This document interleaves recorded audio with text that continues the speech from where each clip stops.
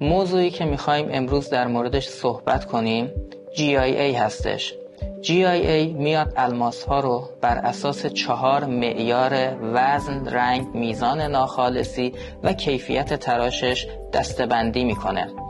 در قسمت اول میخوایم در مورد رنگ الماس صحبت کنیم که از D تا Z رده‌بندی میشه.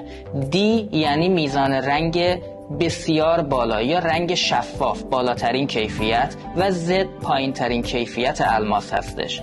بازه‌ای که من برای خرید به شما پیشنهاد میکنم در مورد الماس، بازه‌ای بین D تا H هستش.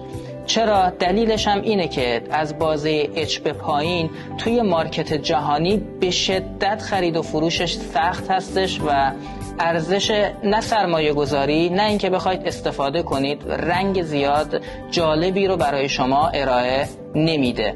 پس بازه D تا H رو در مورد رنگ حتما باید در نظر بگیرید.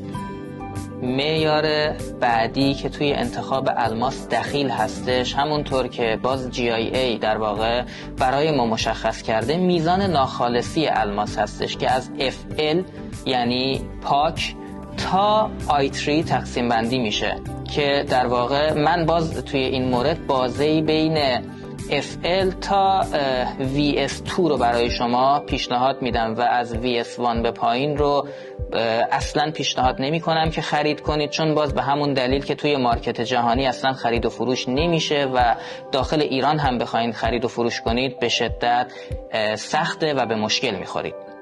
تنها عامل انسانی که در واقع توی کیفیت الماس تاثیرگذاره کات گریدشه که از اکسلنت شروع میشه و تا پور ادامه پیدا میکنه که برای خرید باز من پیشنهاد میکنم که در واقع اکسلنت نهایتاً وری گود رو انتخاب کنید و گود و فیر و پور رو به هیچ عنوان انتخاب نکنید، چون در واقع نه درخشندگی درستی داره و اصلا وجهه درستی رو برای الماس شما نداره.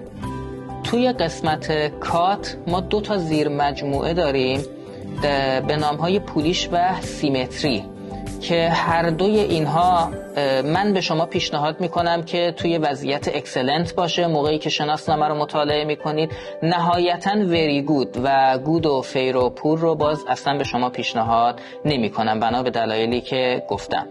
و در نهایت مورد آخری که در واقع من میخوام در مورد خرید الماس برای شما راهنمایی کنم، موردی هستش که کمتر بهش در واقع توجه شده و اون فلورسنسه. فلورسنس توی الماس یعنی مقدار بازتاب نور یووی یا همون نور ماورابنفش هستش که در واقع توی بعضی از الماس ها این بازتاب وجود داره و توی الماس هایی که دارای فلورسنس هستن قیمت پایین تری دارن و این رو هم ترجیحاً پیشنهاد میکنم که توی وضعیت نان باشه. حتما به این موضوع توجه کنید.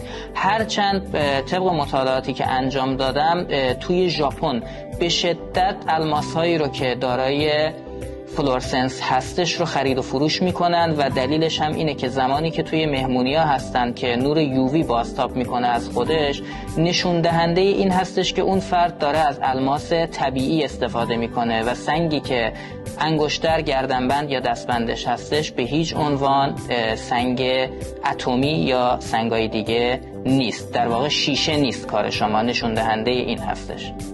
و در نهایت از شما عزیزان کمال تشکر رو دارم و ممنون میشم این پستمون رو برای کسایی که میخوان جواهر بخرن بفرستین تا بتونه راهنما و کمکی باشه برای اونها.